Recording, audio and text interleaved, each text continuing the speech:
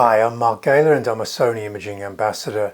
Now you'll primarily know me as a stills focused photographer, but I am interested in the development of the Sony systems, even with the movie capture side of things. Now you'll often find me shooting with Sony's full frame Alpha 1 camera. I'm also recording this video on a second generation Alpha 7C Mark II, but I am always interested in the APS-C cameras. I've always owned an APS-C camera as my second or third camera. Now I was very pleased when the Sony updated their APS-C cameras with the Alpha 6700 camera last year. They didn't really hold much back in developing this camera, and I do use this not just because of the price point, but also the form factor, as you can see from these compact APS-C lenses that I can use. Especially useful when I'm traveling light overseas and I'm not checking any baggage. So I was more than interested to review Sony's second Mark II ZV-E10 camera. It is specifically a vlogging camera, but for those photographers who primarily shoot movies rather than stills, this could be of great interest. It shares the same sensor and processor as the Alpha 6700. So in this video review, I'm going to look at the differences between this and maybe the Alpha 6700, talk about the fact that this camera does not have a mechanical shutter or the In Body Image Stabilisation, and does that really impact negatively on what we can create with this little camera. So without much further ado, we'll get started. Hang around to the back end of the movie. The last 4 minutes is all footage captured with the ZV-E10 Mark II camera. I'll put chapter markers in case you want to skip forwards or backwards. And if at the end of the video you've got lots of questions, more of a discussion than a single question, make sure you head over to patreon.com/Mark Gaylor on my support channel, and I'll catch you there. Hi, I'm Mark Gaylor and I'm a Sony Imaging Ambassador. This is my review of Sony's ZV-E10 Mark II vlogging camera. Now the camera has had a major upgrade in the fact that it now uses the 26 megapixel Exmor-R sensor and also the Bionz XR processor. Now we've seen these used in Sony's FX-30 cinema line camera and also the Alpha 6700 camera. So this brings the camera bang up to date. Now the original ZV-E10 camera would record movies in 4208-bit 4K 30p, but the new processing power of the Mark II allows the new camera to record at 422 10-bit 4K 60p. So this is a major upgrade, and is going to be especially attractive for people who like to shoot in the S-Log picture profiles or just grade their movies quite a lot in post-production editing. Now we saw a lot of compact cameras released in 2023, the Alpha 7C II, Alpha 7CR, the ZV-E1, which is the full frame vlogging camera, and also the Alpha 6700, which also features that 26 megapixel Exmor-R sensor.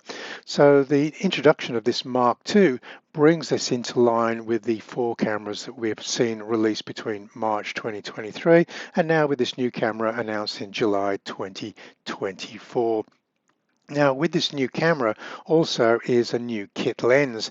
It looks remarkably similar to the old kit lens. It is about 10 grams lighter, but the selling point of this new lens is that it now allows AF tracking while zooming. Now if you do have the opportunity to buy this lens with the camera, I would do so because it's going to be a lot cheaper than buying it separately. Let's take a look at the camera body itself. Now on the surface, the camera looks remarkably similar to the original ZV-E10, but it is significantly different. Now we're looking at the side view with the doors open here, and we can see that there is in fact a bigger grip. And the primary reason for this bigger grip, which is nice to hand hold, but it's also accommodating the larger NP-FZ100 battery. That's going to give you at least 50% more power to basically record movies for over 2 hours. So that's a great addition. We can also see the UHS 2 card slot. No longer is the memory card inserted with the battery, which is quite inconvenient when shooting on a tripod. We now have side loading of that card, and it allows for the faster cards, the SDXC2 cards, which are more than 3 times faster for offloading or downloading your files onto a computer or mobile device. So with that super speed USB 3.2 in-out port, we're now only limited by the read-write speeds of the SD cards. So if you can afford to use the faster SD cards, you are going to be offloading those files much faster than the original ZV-E10 camera. Now here are the top-down view. Again, on the surface it looks remarkably similar. You immediately notice the larger grip accommodating the larger battery, but we can also see some other changes here, namely to the little mode dial there, the mode switch rather, which goes from stills to movies to S&Q, which is slow and quick for time-lapse movies, etc. But we've also got the little tally light there. So if you're not directly behind the camera looking at the monitor when recording movies, you are going to notice maybe when you're using a remote when the camera is actually recording. So that's another useful feature. I also like that mode switch there, just because when you pull the camera out of your camera bag, you know whether you're recording in stills or movies. You don't have to check the monitor to see what mode you're recording in. Now at the front view here, again, the weights are remarkably similar. The new Mark II is a little bit heavier, and that is mainly because it's using the larger battery. These are the weights with the battery installed. If we pop the batteries out, then I think the Mark II is actually going to be slightly lighter than the original Mark I. So Sony's done quite a good job of updating this body design here. If we compare the body design to the Alpha 6700, which is the other camera that shares the sensor and processor, then we can see the Alpha 6700 is significantly heavier, perhaps 30% heavier. And no, that's not because of that front dial which the Alpha 6700 has, and it's not because the custom buttons are bigger and heavier. I actually like the feel of the buttons on the Alpha 6700. You can actually feel when your thumb is over the buttons in order to press them. This is obviously very important when using the electronic viewfinder, which the Alpha 6700 camera, which the vlogging camera doesn't have. The buttons on the ZV-E10 Mark II are quite flush, which is okay if you're looking at the buttons when you're pressing them. So those larger buttons are quite useful on the 6700 when using the finder. You'll also notice there's an additional custom button just creeping around the corner there on the grip. Having said that, I often forget that there is a custom button on the grip on that 6700 camera. So why are the vlogging cameras significantly lighter than a camera with maybe the finder such as the Alpha 6700? And it's primarily because these cameras, designed primarily for shooting movies, don't have mechanical shutters or the electronic viewfinders. So there's quite a lot of weight saving by removing those items, which are often not necessary when shooting movies. Now just a word, the ZV-E10 is Sony's full-frame vlogging camera, which is remarkably similar in appearance to the ZV-E10 Mark II, and also the FX-30, which is Sony's APS-C Super 35 cinema line camera, which again shares that XMOR 26 megapixel APS sensor and the Bionz XR processors there. Now, another thing that is missing from the ZV-E10 Mark II is the In Body Image Stabilisation cradle. It is present on those other cameras that we've just looked at, the ZV-E10 and the FX-30, but not on the ZV-E10 Mark II. Now, this camera uses digital stabilisation only, which is the SteadyShot feature, rather than mechanical stabilisation, which is the In Body Image Stabilisation, otherwise known as IBIS. But on those cameras, we work with IBIS in collaboration with the digital stabilization. But this is not possible on the ZV-E10 Mark II. Now, just before you think that may be a deal breaker for you in choosing this camera, I thought I'd push the limits of what you can actually handhold. That is, hand-holding the camera without using a gimbal in order to keep it steady. So I've put on a zoom lens with a telephoto reach of 135 millimeters. I'm also using the 1.5 times clear image zoom, which pushes it out to 202.5 millimeters. That's a full frame equivalent angle of view of 300 millimeters, and I'm only using the active SteadyShot in combination with the optical SteadyShot of the lens. And as you can see, we're not shaking. This is actually usable footage at this telephoto range. So the digital stabilization, so long as when we're using a telephoto lens that has optical steady shot, can produce very usable footage handheld. So that optical steady shot that you see on the lens on the graphic on the left is an important feature when choosing telephoto lenses. There are some telephoto lenses not made by Sony, admittedly, that don't have that steady shot. So you are going to look for vibration reduction optical steady shot on those telephoto lenses. Now remember, digital steady shot is for movie capture only, so that becomes especially important if you want to use this camera for stills as well as movie capture. Now let's take a look at some of the Sony lenses that do have optical steady shot. Now you're probably looking at half of Sony's lenses that do have steady shot and the other half that don't. So I just thought I'd highlight that again, this is not really a deal breaker because we've got that excellent 18135, we've got the 50mm APS-C portrait prime there, we've got the 1650 new kit lens which has the optical steady shot, and we also got that long telephoto zoom, the 70 to 350, which again has optical steady shot. So we have enough lenses to choose from. So this isn't again a deal breaker that the camera doesn't have in-body image stabilization. We've got three premium lenses from Sony that don't have optical steady shot, and that's the 1655 f2.8G, the 11mm f1.8 prime, and the power zoom, the 1020 f4G. Now it's not necessarily a deal breaker again because these don't have optical steady shot, because the digital stabilization is very effective at the wider angles of view. And so I think the thing that we do lose with having just digital stabilization only is when we are using the active steady shot, which is one step smoother than just the standard steady shot, we have a 1.5 times crop factor when shooting movies. Now the active steady shot is not an option for shooting stills, so this again we're just talking about movie capture here. So if we take a look at those premium lenses from Sony that don't have optical steady shot, we're looking at the focal length of the 11mm prime, the 1020 zoom, and the 1655. But if we are using that active steady shot because we're hand holding the camera, you have to be aware of that 1.5 times crop factor is going to narrow your angle of view. So the 11mm now has a full frame equivalent angle of view of 24.75, a true focal length of 16.5 millimeters. So not quite as wide as the 11. The 1020, now we're starting off at the 15mm because of that crop factor when shooting movies.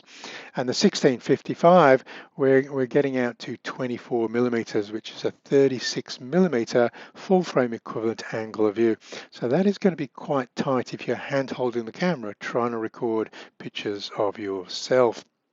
So those two highlighted lenses there, the 11mm prime and the 1020 power zoom, become really important lenses if you want to be shooting images of yourself, maybe walking and talking, and you want to get all of your head and shoulders into frame.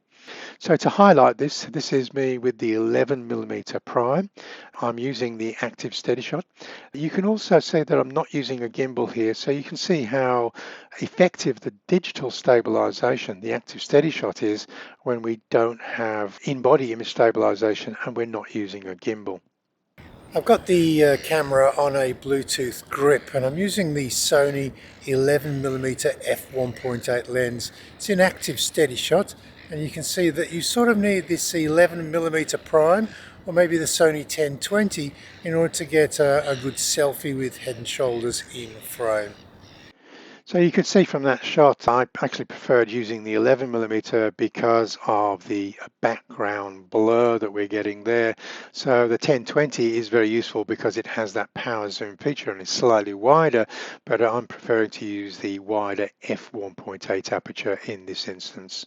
I mentioned that the camera was on a Bluetooth grip there. Now Sony sells a Bluetooth grip, so there's no wires in order to use those buttons. It's just going to connect via Bluetooth to all of the operations of the camera. Now, the ZV-E10 cameras do have a quite effective 3-capsule microphone on board there with a little wind muff there, sometimes known as a dead cat, sitting on top of the camera. Now, that's much better than other cameras that don't have those 3-capsule microphones. But again, you can get actually better audio just by moving up to maybe the ECM-B10 microphone or the ECM-M1 microphones, which are really quite effective and do have the added option of having noise cancelling.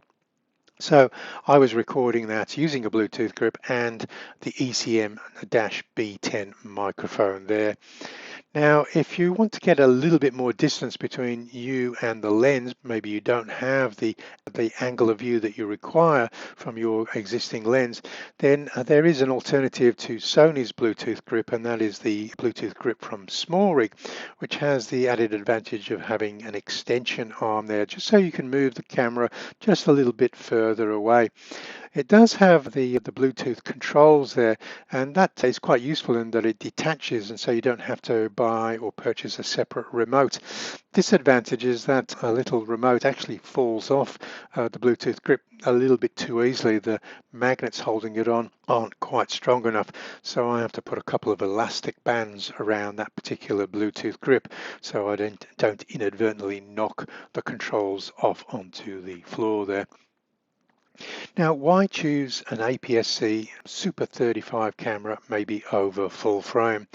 Well, that's really quite easy because they're smaller, lighter and cheaper, and in 90% of instances, maybe for most users, you're not going to see a significant difference in movie quality between the full frame cameras and the APS-C cameras that feature this new XMOR sensor. Let's take a look at the power zooms that you might choose for the full frame ZV-E1 versus the power zoom for the ZV-E10 Mark II camera. Now you can see that the power zoom for the APS-C camera, Super 35, is much smaller. It's coming in at 6.2 ounces lighter. It's also will retail for $450 cheaper on B&H than the full frame equivalent lens. Now, given that we're also saving over $1,000 on the camera body as well, that's going to be maybe a $1,500 saving. And the camera body, I suspect, will get even cheaper when it starts becoming discounted. The other thing is form factor.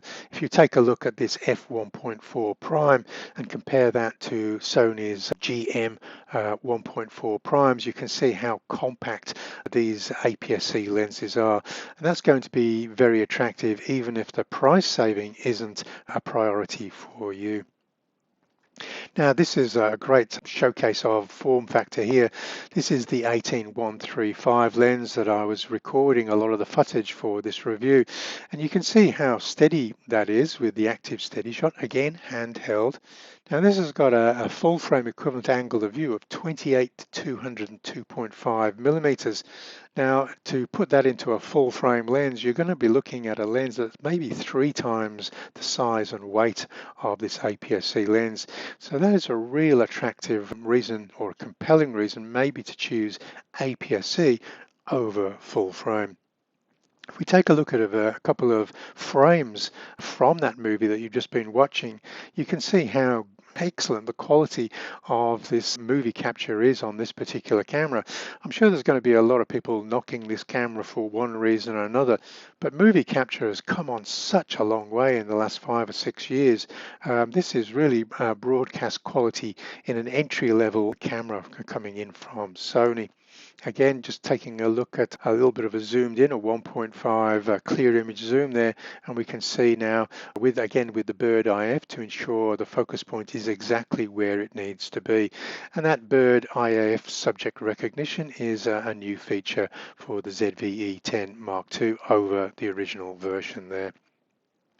Now, if we compare this with Sony's other entry-level vlogging cameras, the ZV-1 Mark II, the ZV-E10, you can see that the ZV-E10 Mark II is ticking a lot of boxes, namely the XMOR-R sensor, the Bionz XR processor, the fact that we can now do 4K in 50 or 60p 10-bit.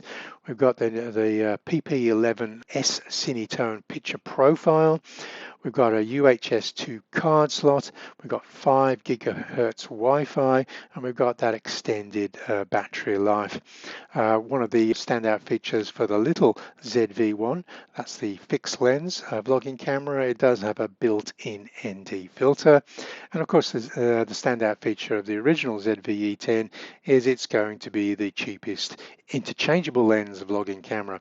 Just watch that ZV-E10 Mark II come down in price as soon as it starts becoming discounted. I think it's going to become really quite close to the original Mark I version. If we compare the ZV-E10 to the more premium ZV-E1, that's the full frame vlogging camera, and the cinema line FX-30, which are substantially more expensive, but you can see that you're going to get a few more features. On the FX-30, you're going to get a dual card slot and a cooling fan for those people who like to record for perhaps over an hour or so in warm ambient conditions. That cooling fan might be attractive, although a lot of people buy cooling fans as external add-ons to cameras that don't have them. If I hone in on perhaps the important deciding factor as to whether it is worth spending more money, it really comes to the In Body Image Stabilisation. Yes, the ZV-E10 II can do active SteadyShot, but it does it with a much larger crop factor, 50% crop or 1.5 times crop, whereas the ZV-E1 and the FX-30 just have a much smaller 13% crop when using active SteadyShot. The ZV-E1 and FX-30 also have something called dynamic active SteadyShot. This really makes gimbals superfluous on these cameras because many people can walk over uneven terrain with dynamic active SteadyShot and not use a gimbal in order to create smooth footage. And another thing that helps you keep yourself center when walking with the camera is a feature called framing stabilizer with the ZV-E1 and FX-30 cameras. So this is not by all means all of the improvements of the Mark II, but it is the standout features from what I've been looking at, and that is the new sensor, the new touch menus, auto focus sensitivity is way down to -4 EV. We've got the 10-bit movie recording at 60p. We've got auto framing, focus breathing, focus bracketing, AF assist. We've got external flash settings when using the new flashes from Sony. We've got the save load settings, so we can save all of our settings to a file on the memory card. And we've got the firmware updates via a memory card. I'll just highlight that last option because this one is super useful, especially for Mac users, because you no longer have to connect your camera to the computer in order to do a firmware upgrade. You simply put a downloaded file onto the memory card and then update it from the camera itself. You can also upgrade now from the Sony apps on your phone as well. These cameras, the ZV cameras, are really designed to vlog, so I'll just highlight some of the features that we don't find perhaps on the stills orientated cameras. That is the 3-capsule microphone there. The still movie S&Q switch is a dial on maybe the Alpha 6700 camera. We've got a zoom rocker. This allows you to zoom very smoothly, even with lenses that are fixed focal length, because we can use clear image zoom. And we also have that background defocus button, which we can use for movies and or stills. I find that quite a useful button, and I would find myself using that for stills as well. We have microphone directivity with that 3-capsule microphone, so we can have it simply set to auto, or we can just record audio coming from the front. This suppresses any sounds coming from behind us. We can have all directions, and we can have rear, so if you're walking with the camera and you're just recording your own speaking voice, you can suppress all audio noises from in front of the camera. Having said that, I would probably want to upgrade my microphones either to the ECM-M1 microphone, which again has that noise cancelling, or using one of the wireless microphones which has lavalier capability, i.e. you can just clip it to your jacket. You can actually plug in, if you don't want to use the dead cat on that little wireless microphone, you can plug in a little lavalier mic, which is a lot more discreet, but you don't have to. You can simply go without wires at all. Now, as I said, that little defocus button is exceptionally useful.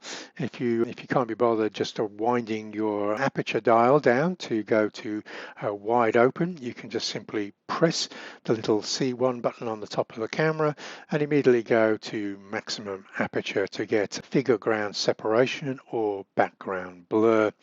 And then if you suddenly decide that you need everything to be in sharp focus from the distance right to the near foreground, you just press that C1 button a second time, which goes into clear, and then you can choose to shoot in f11 aperture to get everything in sharp focus.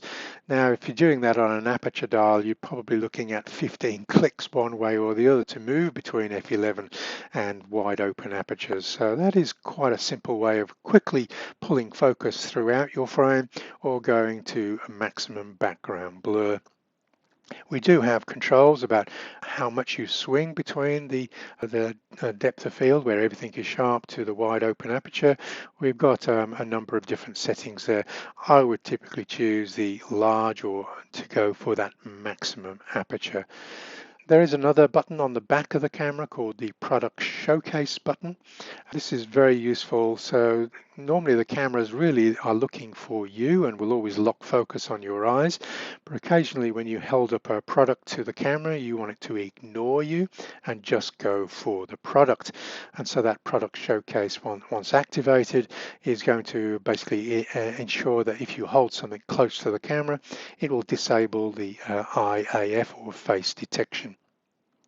Another top tip here is set the AF subject shift sensitivity to number 5, something called responsive, if you want it to snap focus to the product you're holding up very, very quickly.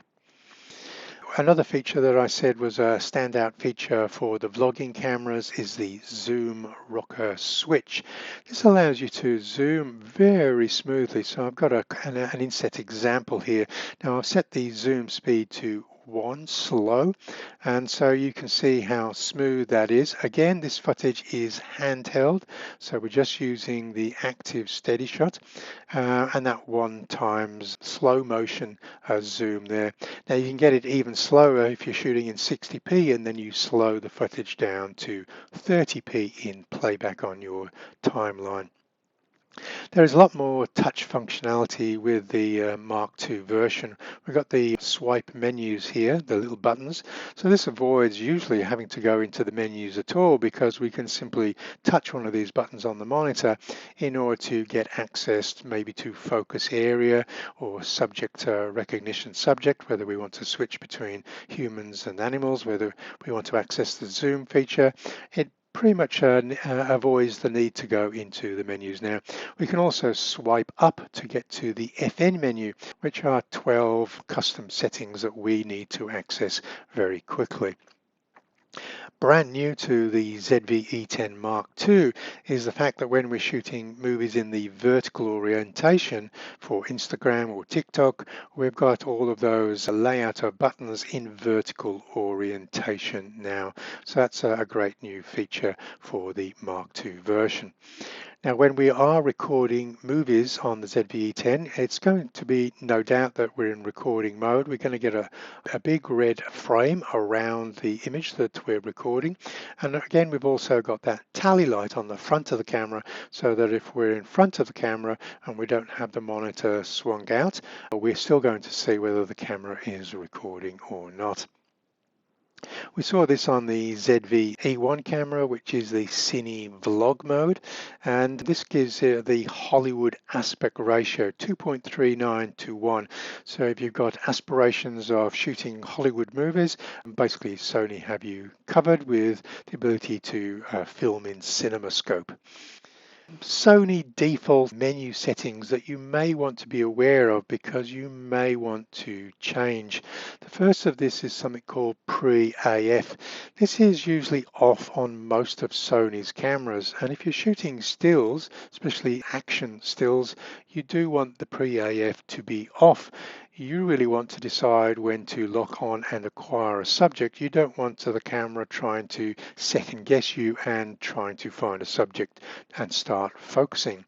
So it is on by default on the vlogging cameras, and that is because it assumes you're going to be doing a lot of selfies, and the pre-AF is a very useful feature when doing selfies.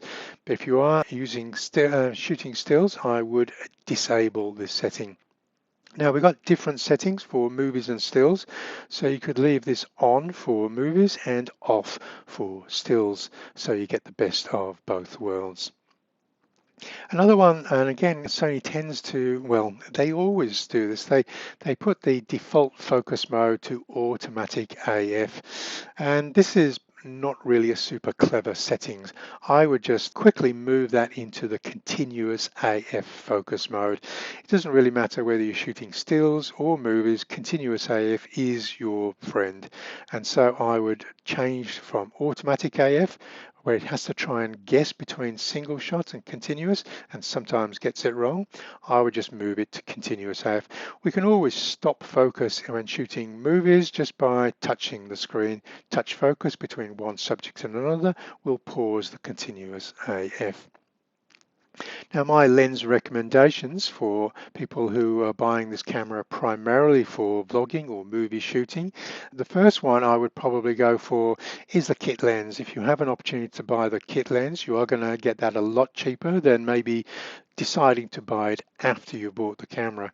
So there's going to be a big saving on that new kit lens. And remember, it does support AF tracking while zooming on the new kit lens. The next lenses that I would prioritize is one of the wider angle of view lenses, whether it be the 11mm prime for people who are looking for maximum background blur when you're shooting movies of yourself holding the camera, or the 1020 power zoom if that zoom is going to be more attractive to you. And then the third choice would be the telephoto zoom. Now you've got two choices from Sony, the 18-105 f4 power zoom, which is a G lens, and then you've got the 18-135. It's a variable aperture, f3.5 to 5.6, which is less of an issue if you're using clear image zoom, and you have a little bit more focal range on that one, and that's the choice that I made. Slightly faster focus motors, slightly sharper, and slightly more focus range. It made me want to choose that second option there. Would you choose the ZV-E10 Mark II over an Alpha 6700? So this is perhaps the most difficult choice. Now, the ZV-E10 is definitely a step up from the original Mark I, but we do have the Alpha 6700 using the same sensor and processor, and it does have great movie capability, that 6700. So one of the deciding factors whether you choose the 6700 or the ZV-E10 Mark II is the fact that the Alpha 6700 has an electronic viewfinder as well as the monitor. Now I could shoot perhaps all of these still images and movies using the monitor, no issue. I can just use the monitor to frame my image. If I'm shooting in bright ambient conditions, I would just set the monitor to sunny weather so I can clearly see and frame my images on the monitor. So no issues there. The issues with stills and movie capture is when things are moving very rapidly and very erratically, or I'm trying to pick up a subject that's in the distance, maybe one of the birds that I was shooting some of the clips with the 135 focal length and the clear image zoom. The finder does enable you to find the subject or pan with the subject much more accurately than just using a monitor. Now, I would like to see Sony maybe develop a clip-on or add-on electronic viewfinder, which could go onto the multi-interface shoe. Sony have done it before, but it's not something that you can currently purchase for the ZV-E10 Mark II, and that is basically a finder, electronic viewfinder that clips onto that multi-interface shoe.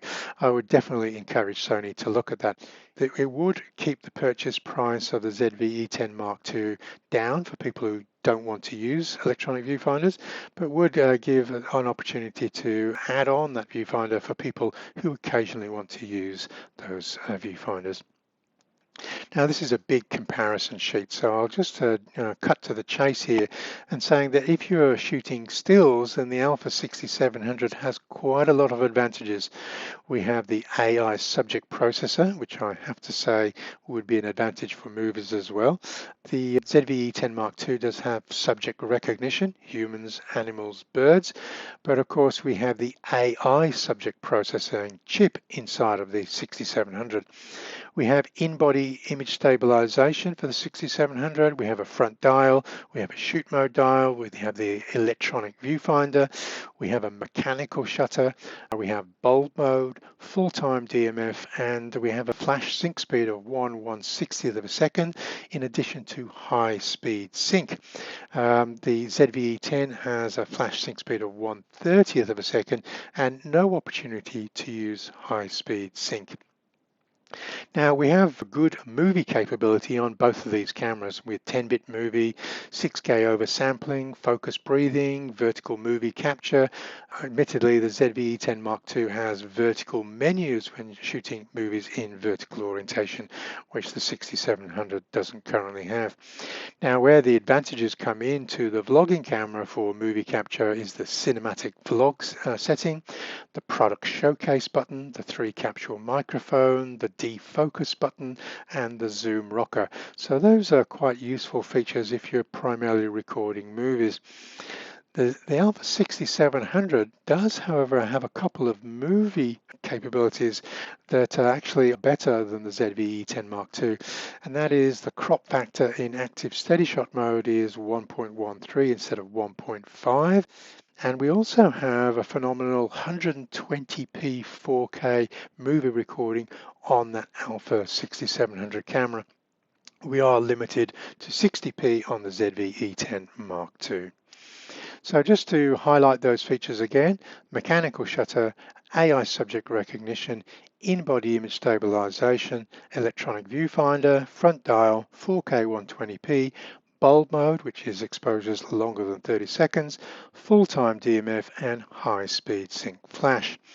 Now you can see that without a mechanical shutter on the ZV-E10 Mark II, using fill flash in bright ambient conditions is not going to be a possibility, because you will be forced to slow the shutter speed down to 1/30th of a second, and even stop down to f16 might not be enough to allow you to use fill flash in those situations without using an ND filter. Now, the lack of a mechanical shutter also means that we have no bulb mode. Now, most of my longer exposures are 30 seconds or slower, but in this case, this particular exposure was 2 minutes, and that does require bulb mode. Now, perhaps the biggest jump up for the Alpha 6700 is the AI processing unit, which we've seen in most of the cameras released since it first appeared on the Alpha 7R5. Now, we have a broader range of subjects it can be trained to detect, but it also is very sticky when it finds one of those subjects because of that AI processing chip. Now, these are images that I captured when the subject recognition was first released with the Alpha 7R5, and I took the camera to the zoo, and you can see it can recognize animals even turned away from the camera. It'll basically lock on to the back of the head because it recognizes it as an animal even though no eyes are visible. Even if the eye is partly obscured or the orientation of the animal is not typical, the camera still can recognize that there is an animal to track. And the same would go for humans as well.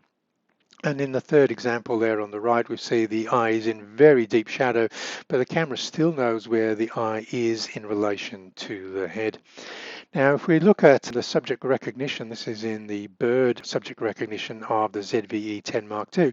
It's doing a fine job because it can clearly see the eye of the bird.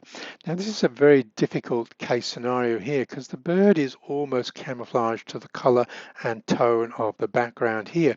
But watch what happens when the pigeon turns its head away from the camera and the eye just disappears momentarily.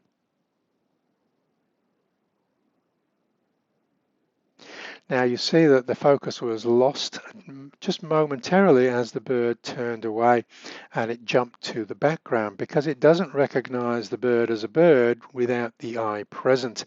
And so if you are a wildlife shooter and you're wanting stickier subject recognition, then the 6700 would give you that opportunity. Now, this isn't so much to do with the review of the ZV-E10 II camera, but it is a subject that I want to cover about vlogging cameras in general.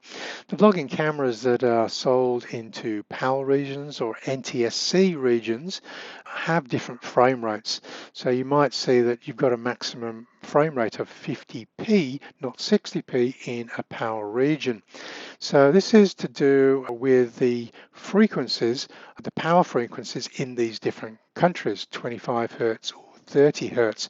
So this forces the manufacturers to choose different frame rates. Now the frame rates are set differently, so 25p or 30p, 50p or 60p. And the reason that the manufacturers do this is to reduce the possibility of flickering lights when the frame rate is out of sync with the power frequency. So this is primarily when we're capturing movies with electric lights. This also ensures that the movies that we capture are also consistent with TV playback. However, the problem comes with people who are capturing movies for vlogging purposes, and these movies are going to be consumed on mobile devices such as smartphones, tablets, and computer screens.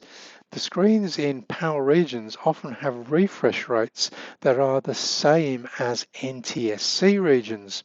So what is the refresh rate of your smartphone in a PAL region is almost certainly going to be 120 Hertz or 60 Hertz, not 50 or 100 Hertz.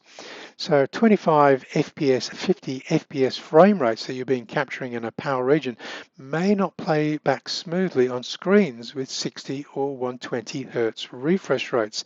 This may not be noticeable if your subject is static, but if you're panning the camera reasonably quickly, that pan may not play back as smoothly had you recorded that video or movie in 60p rather than 50p.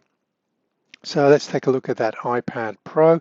Now it's almost certainly going to be running at 120 Hertz.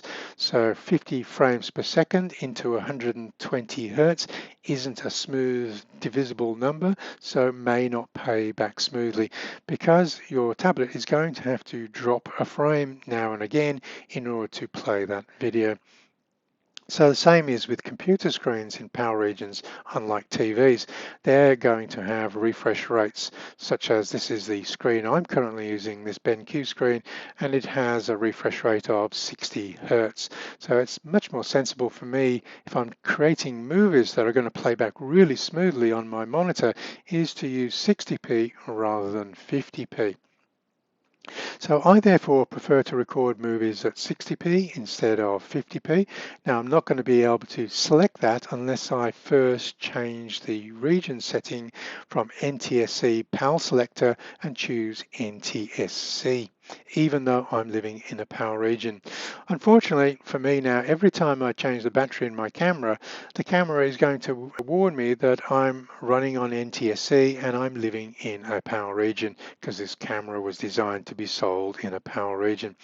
Now, given that I suspect most people creating vlogging content are creating movies to be consumed on mobile devices, tablets, smartphones and computer screens, I really think that maybe all of the manufacturers could do a little bit more work on this. So if you record movies in 30 or 60p in a PAL region, you may have to use shutter speeds in multiples of 25 when filming under electric lights. So you're going to be looking at shutter speeds of 1/50th, 1/100th or 1/200th to avoid that flickering. So there's something called shutter safe speeds when recording in these regions. So I would actually prefer the manufacturers just release all vlogging cameras set up for 60p, 30p, 60p, 120p, and just have the unsafe shutter speeds to be grayed out when recording movies. Okay, so that's just my take on this subject here. Concluding remarks about the ZV-E10 Mark II. First of all, I think it's an excellent upgrade from the ZV-E10 Mark I camera. Its video capability is certainly in line with cameras such as the FX-30 camera and also the Alpha 6700 camera because of the processor and the backside illuminated sensor.